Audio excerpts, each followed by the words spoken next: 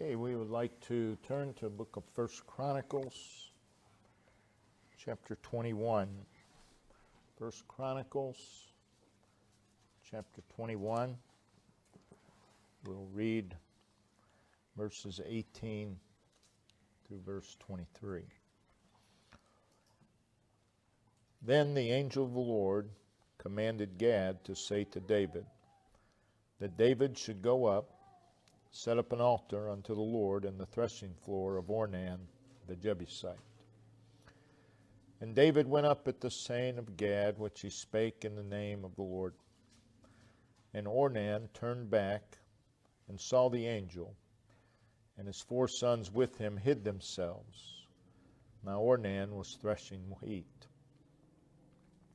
And as David came to Ornan, Ornan looked and saw David, and went out of the threshing floor, and bowed himself to David with his face to the ground. Then David said to Ornan, grant me the place of this threshing floor, that I may build an altar therein unto the Lord. Thou shalt grant it me for the full price, that the plague may be stayed from the people.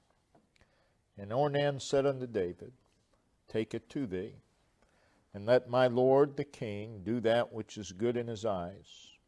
Lo, I give it thee, the oxen also for burnt offerings, and the threshing instruments for wood, and the wheat for the meat offering.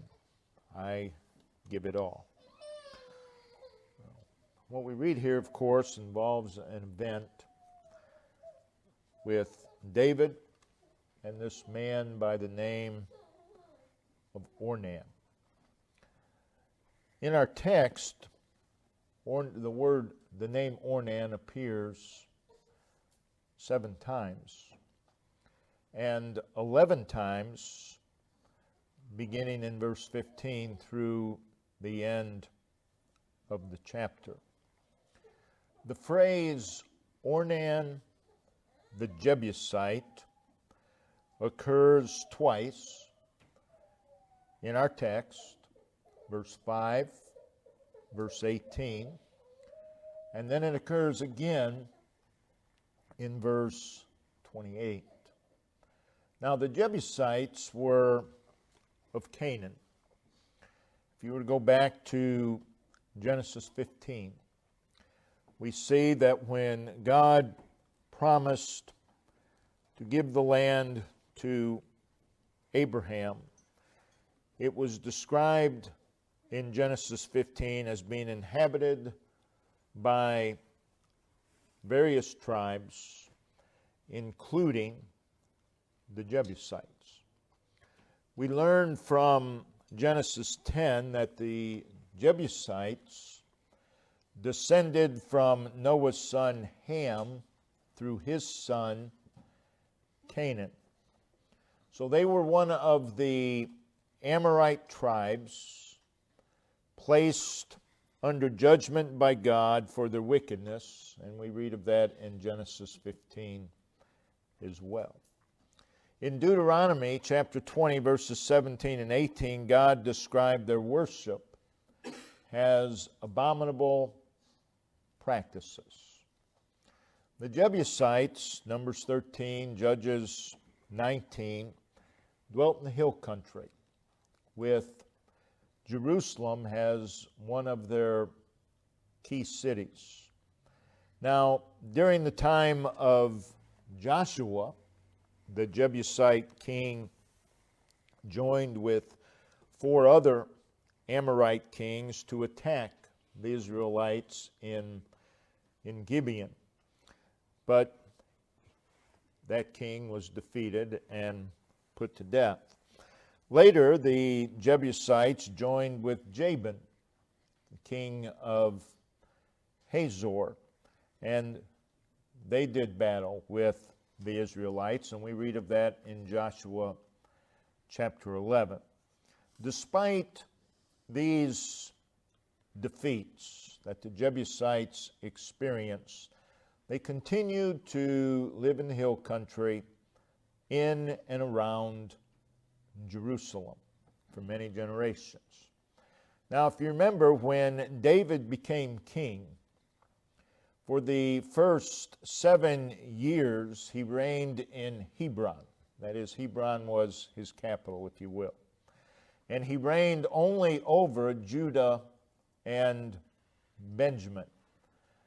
But in time, after all the tribes united under him, in 2 Samuel chapter 5, he conquered Jerusalem. And it was a stronghold of the Jebusites. And then Jerusalem, of course, became David's capital. He moved the capital from Hebron to Jerusalem. Now, by way of background leading to our text, verse 1 says that Satan stood up, again, David's king, Jerusalem's the capital, still Jebusites around there. Satan stood up against Israel and provoked David to number, to take a census, to count Israel. The sin of numbering the people is not so much in the counting, but it's what's behind it. It's what motivates the counting. It is the thinking that victory is dependent upon the number of people, that victory is dependent upon resources. So it's not the counting that's actually the sin, it's what's behind it, the reason for the counting. Basically, it's putting confidence in resources rather than God. Ever do that? Putting confidence in resources or the material rather than God. It is focusing upon resources rather than the Lord. And Satan provoked David to put his confidence and to focus upon his resources rather than God. It has absolutely no bearing upon God's ability, whether Israel had 1 or 1,000 or several million. It had no bearing on the ability of God, because God was the one who was fighting the battle. It's not the resources, it's God. That's still true today. We're not talking about armies today in our lives. We're talking just everyday living. It's not the resources. It's God. Of all people, David should have known that. And David did not need to concern himself with how many. What David needed to do was simply focus upon the greatness of God. So Satan provokes David. We read in verses 2 and 3 that Joab counseled David. David, don't do that. David, don't do that. But in spite of Joab's counsel, David gives in to Satan. And the counting takes place in verses 4 through verse 6. And then notice verse 7. And God was displeased with this thing.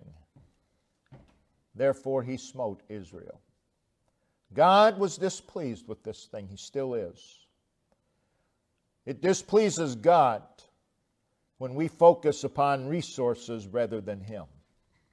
It's displeasing God. It's the same sin, just a little different form. In verse 8, David realizes his sin.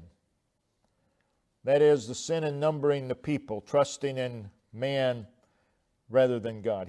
And David said unto God, I have sinned greatly.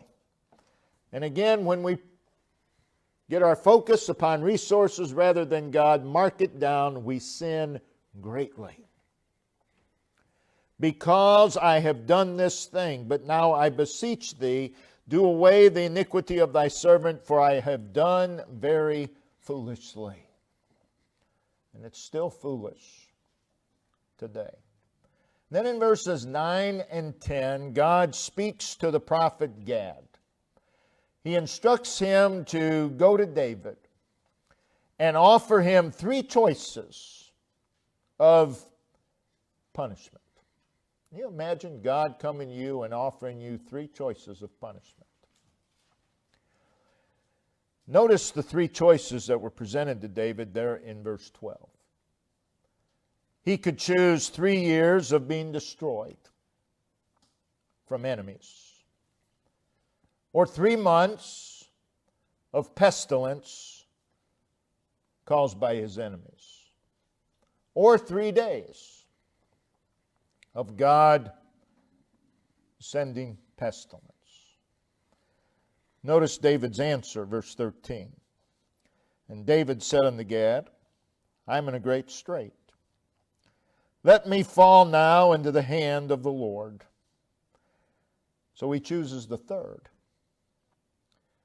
David does not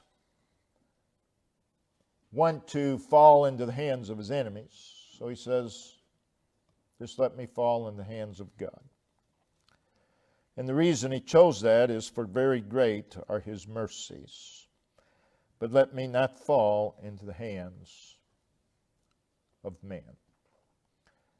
So he made his choice because he knew God was a God of mercy. Keep in mind David's sin. Basically, depending on resources rather than God. Looking to resources rather than God. In verse 14, we're told of God's judgment. Because of David's sin, 70,000 men died. So the next time that we look to resources rather than God, don't kid yourself by saying, well, it's not that big of a deal. Tell that to the 70,000 men here that died. It's a pretty big deal. God was displeased, and 70,000 men died. It's a serious thing to put our trust or our focus on resources rather than God. But in verse 15, as the angel was destroying, mercy stepped in and said to the angel that destroyed it, it is enough. Stay thine hand. There was a reprieve. Notice at the end of verse 15, and the angel of the Lord stood by the threshing floor of Ornan the Jebusite. So the angel of the Lord is at the threshing floor of this man Ornan, who is a Jebusite. In verses 16 and 17, with 70,000 men dead, David and his men are upon their faces, and David cries out to God, I paraphrase, it is I that have sinned, and not the people. Spare the people, and punish me. Coming to our text, God instructs David, and this time instructs Gad to go to David and tell him that he should go up and set up an altar unto the Lord in the threshing floor of Ornan the Jebusite. In verse 19, David obeys the instruction, and he comes to the threshing floor of Ornan. And notice his request. Then David said to Ornan, grant me the place of this threshing floor. It's not just grant me the threshing floor. Grant me the place of this threshing floor. The reason that I may build an altar therein unto the Lord. Thou shalt grant it me for the full price, that the plague may be stayed from the people. the plague that had killed 70,000 men. And we want to center our thoughts upon what Ornan said to David in verse 23 in response to David's request. And in this, we see the attitude and we see the act of this man, Ornan. In verse 23, notice the phrases, take it to thee, I give thee, and I give it all. And in those phrases, we see his attitude. His attitude is, take it to thee, I give thee. We see his act, I give it all. Many wonderful and heart-searching lessons from this attitude and act of Ornan. So that's our subject. Their subject is learn from the attitude and act of Ornan. We that are saved need to arrive at, we need to live in verse 23.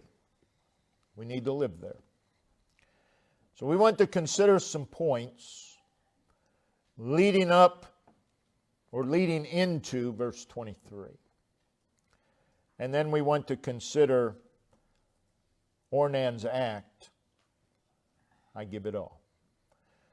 But first of all, some things leading to verse 23. If we're going to arrive in verse 23, if we're going to live in verse 23, I believe these things will have to happen. Number one, Ornan experienced the special presence of David. We read in verse 21, and as David came to Ornan. Remember, Ornan is a Jebusite, an enemy to Israel from the land of Canaan. And the king has come to his place. It was not Gad that came. It was the king who came. David is on his way to Ornan. As David came to Ornan. Royalty has come to the place of a Jebusite. David came to Ornan. The king has shown up. As David came to Ornan. Those are wonderful words. And what a difference it would make in Ornan's life. Changed his whole day. Changed his life. Now, the spiritual application for you and I, of course, is greater than David came to Ornan. The application for you and I is Luke 19:5, and when Jesus came to the place. Or John 20, verse 26, then Jesus came. So, here's David, the king, on his way, and he's in the driveway of Ornan, basically. And we read that Ornan looked and saw David. He looked and he saw David. And if we are ever going to arrive in verse 23, if we're ever going to live in verse 23, we need to see Jesus Christ personally. You'll never live in verse 23 without seeing Jesus Christ personally. Secondly, having seen David, Ornan drew near to David. Notice again verse 21. Ornan looked and saw David. And then notice what it says. And went out of the threshing floor. So he's left the threshing floor. Remember, he was threshing wheat. He's left what he was doing, and he went to David and bowed himself to David. The king had come, and Ornan was not oblivious to what was happening. He did not merely acknowledge David, oh, that must be David, and wave and continue threshing wheat. He didn't think in his mind, this isn't a very convenient time. I'm pretty busy here. I'm threshing wheat. I've got things to do. Of all times, for David to show up, for the king to show up. He did not seek to ignore David's presence. Maybe David didn't see me. Maybe he'll think I'm not home. He didn't seek to ignore his presence. He didn't try to hide from David. But Ornan looked down his driveway that day and he said, that's my king. That's my king. The king is coming. He looked and he saw David, and immediately he felt a pull toward David. He felt a longing for David. And if we're ever going to arrive and live in verse 23, we need to see Christ in such a way that our heart is pulled toward Him and there is a longing for Him.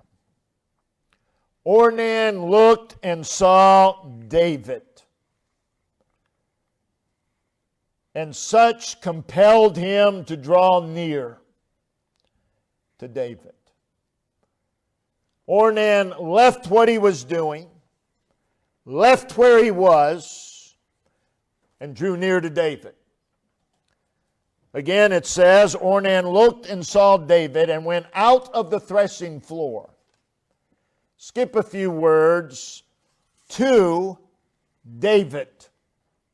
Notice, out of the threshing floor to David. He had to leave the threshing floor. He had to leave what he was doing. Had to leave where he was. And he went to David. What's that tell us? Well, that tells us that David, and not what he was doing, became his priority. It tells us that David, and not the threshing floor, became his priority. And if we're going to arrive in verse 23, if we're going to live in verse 23, we need to see Christ in such a way that He becomes priority over everything. Until that happens, verse 23 does not happen. Thirdly, Ornan reverenced David. So Ornan sees the king approaching his place. He goes out to him, and we read in verse 21, and he bowed himself to David with his face to the ground. He bowed himself with his face to the ground. Seeing David, being in the presence of David, a humility overcame Ornan, and he bowed himself to David with his face to the ground. Ornan, having seen and having recognized the king, having left where he was, having gone out to him, and with deep humility in his person, esteem for David floods his soul, And now he feels compelled to fall down before David in reverence. So we have this picture. Ornan is at the feet of King David. Ornan is in a place of submission to authority. You won't arrive in verse 23 until you get to where Ornan is right now. He is in a place of submission to his authority. We need to see Christ in such a way that we will be drawn to Him, that we will have humility overflowing within us, and esteem for Christ flooding our soul. So much so that we just take our place at His feet. In this day of so-called intellectualism, people think they're so smart today, and they might be the stupidest they've ever been. But in this day of intellectualism and haughtiness and pride and selfishness, in this day of shallow and deficient spirituality, you and I will never arrive and live in verse 23 without humbly submitting ourselves to the King of Kings. Fourthly, remember where Ornan is. He's at the feet of David. Ornan heard David. Bowed to David with his face to the ground. Notice verse 22. Then.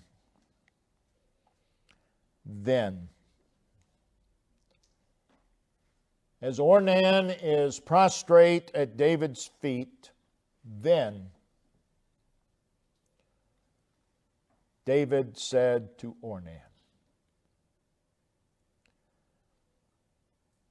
A lot of times, God's people don't hear God speak. And it's because they're not in the place where they can hear Him. You need to get at His feet in submission and reverence. Then David said to Ornan. The king speaks directly to Ornan. David has Ornan's full and reverent attention. Does God have our full attention? In verse 22, we have record of what David said to Ornan. Notice, grant me. That is, Ornan, I want you to agree to give me. Grant me the place of this threshing floor. This threshing floor. Very specific. David spoke very plainly. Grant me the place of this threshing floor. Agree to give me this. David wants Ornan to willingly, readily, and cheerfully grant him the place of this threshing floor. David is asking him, Ornan, I want you to be of one mind with me. I want you to be in harmony. I want you to be in concord with me concerning this threshing floor. And Ornan understood David. He did not say, well, King, do you mean the place of this threshing floor? What else could he mean?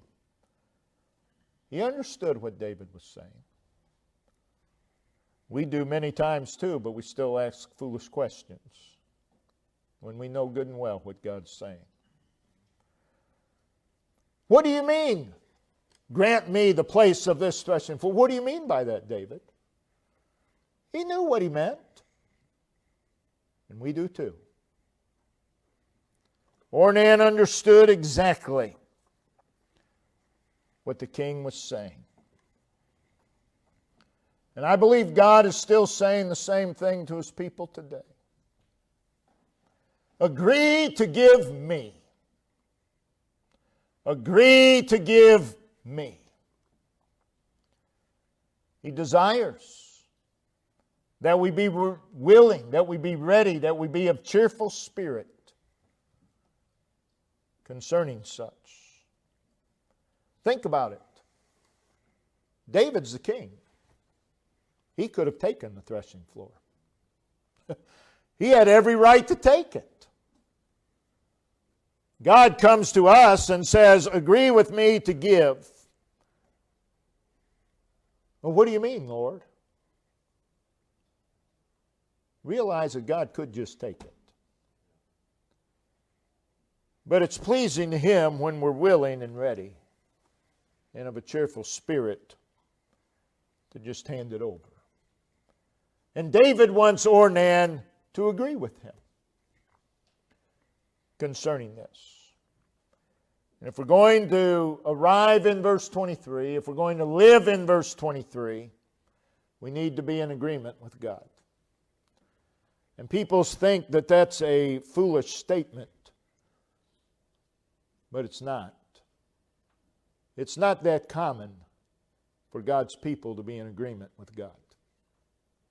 Certainly not as common as it should be.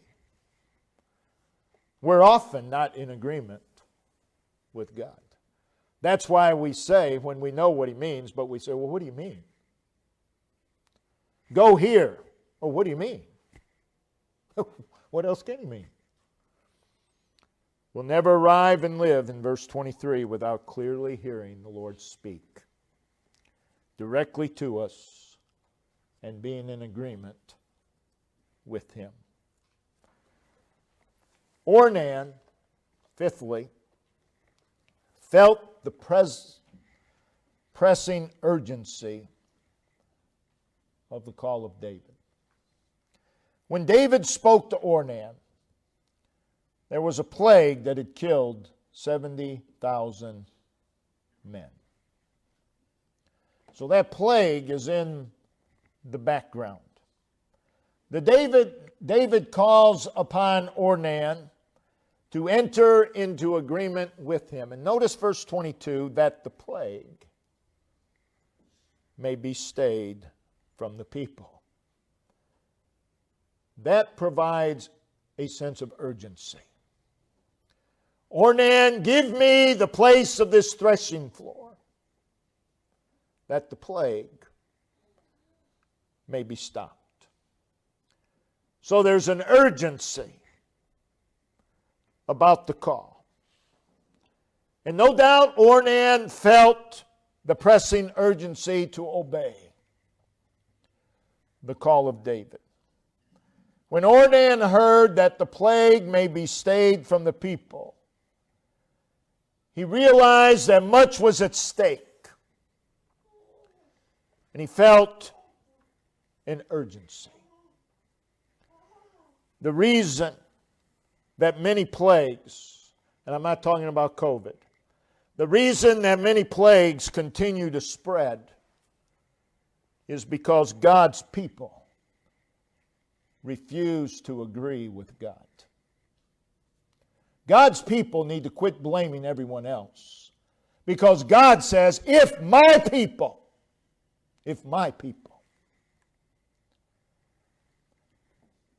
plagues continue because God's people refuse to agree with God. Today, in our lifetimes, there is a plague far, far worse, far more devastating than the plague that killed 70,000 men.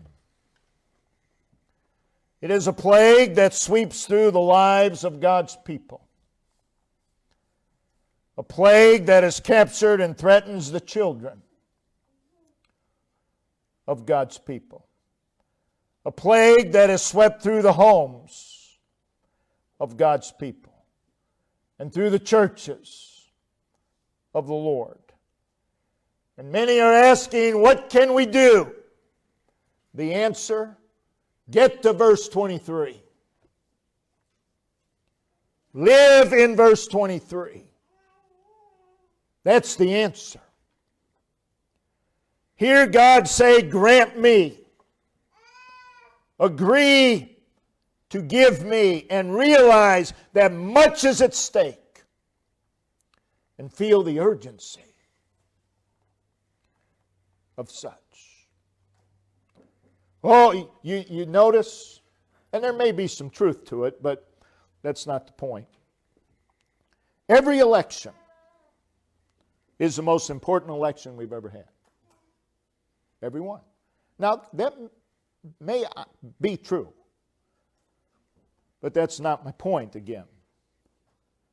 We've got to elect so-and-so, because if we don't, oh, it's going to be so bad. And it may be. But that's not the solution. That's not the solution to what plagues this country. The solution is for God's people to get to verse 23 and live there. That's the remedy. God's people need to quit blaming it on everybody else and get right with God. But it's much easier to blame it on everyone else instead of getting to verse 23. We need to feel the urgency. Notice, sixthly, that Ornan trusted David. Verse 23. Take it to thee, and let my lord the king do that which is good in his eyes. People want to give to God today and then tell God how to use it. But Ornan said, take it. And you do what's good in your sight. It's not our job to instruct and advise God. It's our job to trust Him. Give it to God, leave it there, trust God with it. That's what Ornan is doing here. We'll never arrive at verse 23 without fully trusting the Lord. The chapter began with a trust issue. David didn't have enough trust in God, so he counted the people. And now we come to our text, and here it is again. A trust issue. So what we've seen so far, Ornan saw David. This caused Ornan to draw near to David. Being in the presence of David, he reverenced David. And at the feet of David, he heard David. And he felt an urgency concerning the call of David. And he trusted David that he would do right. Give it to God and trust that He'll do right. Whatever it is. Give it to God, leave it there, trust Him. And it is these things that brings Ornan to verse 23. And it is so with you and I as well. So let's look at verse 23. We have the act of Ornan. Again, King David came to Ornan and spoke these words. grant me the place of this threshing floor. Coming to verse 23, we hear Ornan say, take it to thee. We hear him say also, I give thee. And we hear him say, I give it all. This is surrender. With the words, take it, Ornan is willing to let go of what David asked for. This is a big problem. God's people not being able to let go. Or I should say, not willing to let go. But what follows is Ornan willing to give more than what David asked for. Notice verse 23. Lo, I give thee the oxen, also for burnt offerings,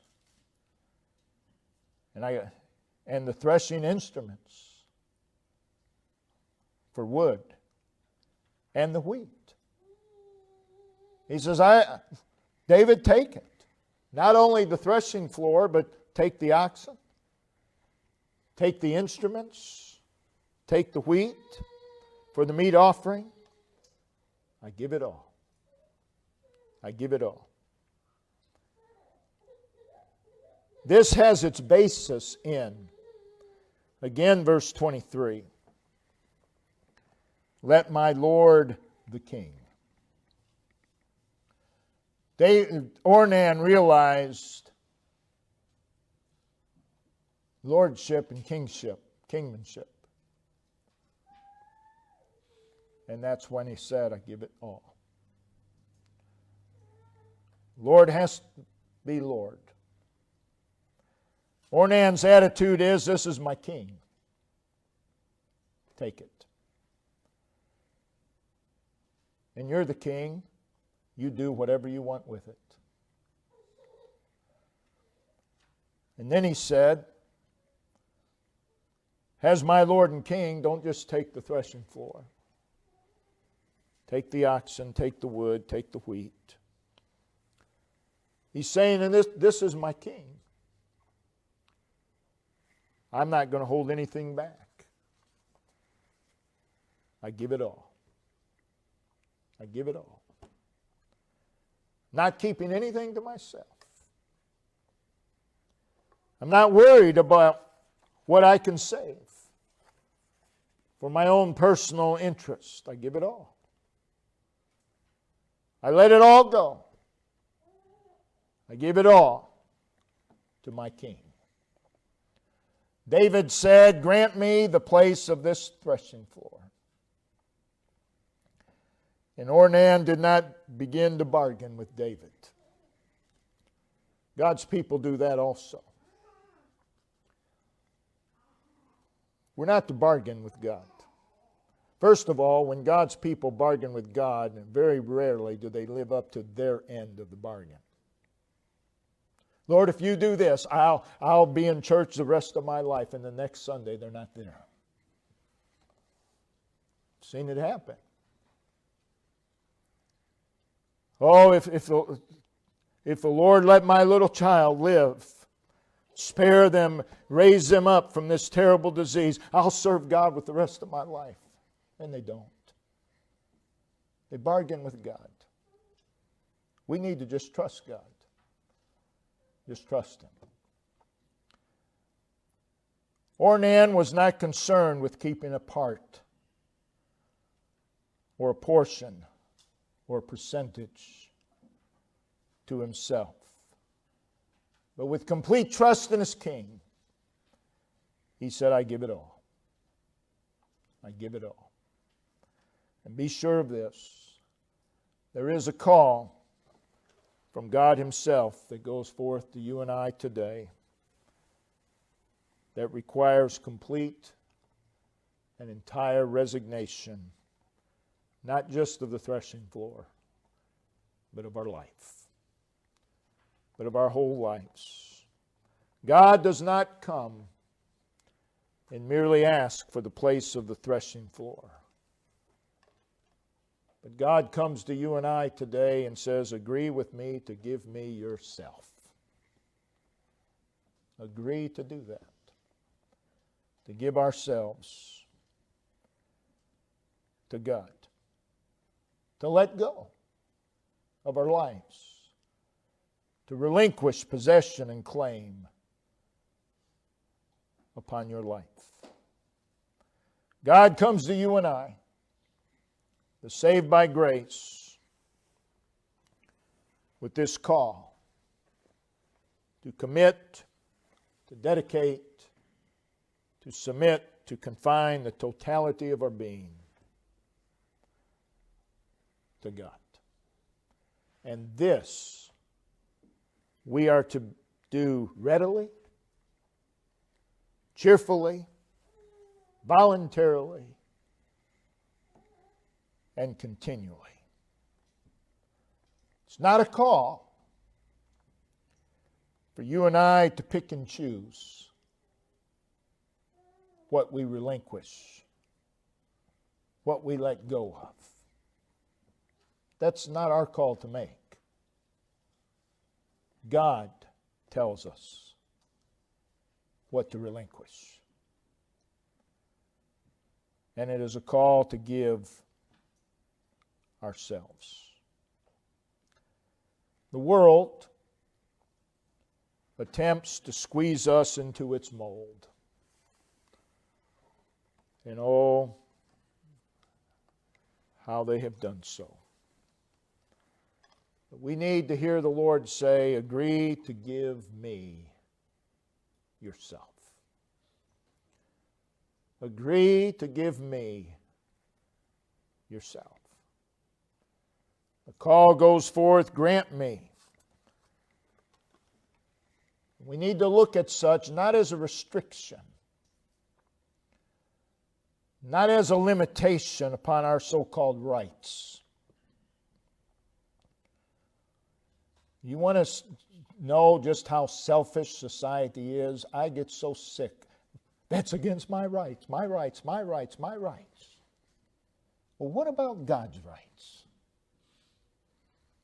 What about God's rights?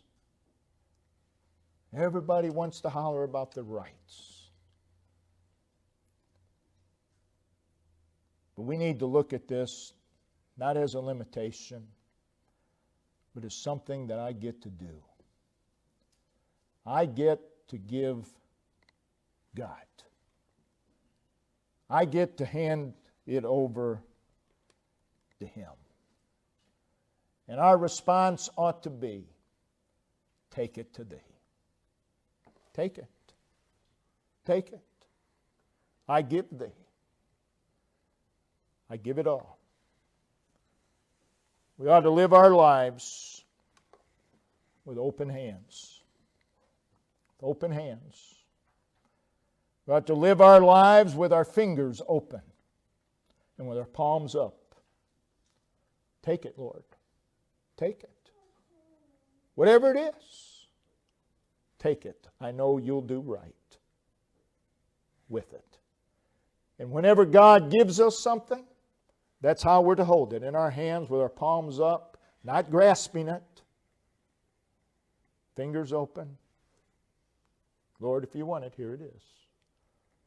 It's yours. Take it back. I give it all.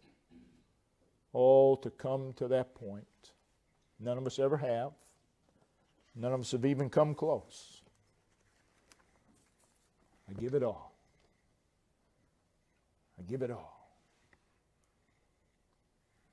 I'll close. I had a man say to me one time, he didn't mean it, but he said, so what you're saying is I should just give everything to God. Yeah, that's what I'm saying. That's exactly what I'm saying. We're to be willing to give everything. God isn't going to require everything. But we ought to be willing to give what God requires. And we should not be in protest of that. Take it, Lord. Take it. Turns out that, verse 25, that David gave to Ornan for the place 600 shekels of gold by weight. Ornan was enriched by what he gave to David. You'll never come out on the losing end giving to God. You never will. You'll never lose by surrendering to the Lord. Brother Ben, you come and lead us in a verse song. Let's all stand.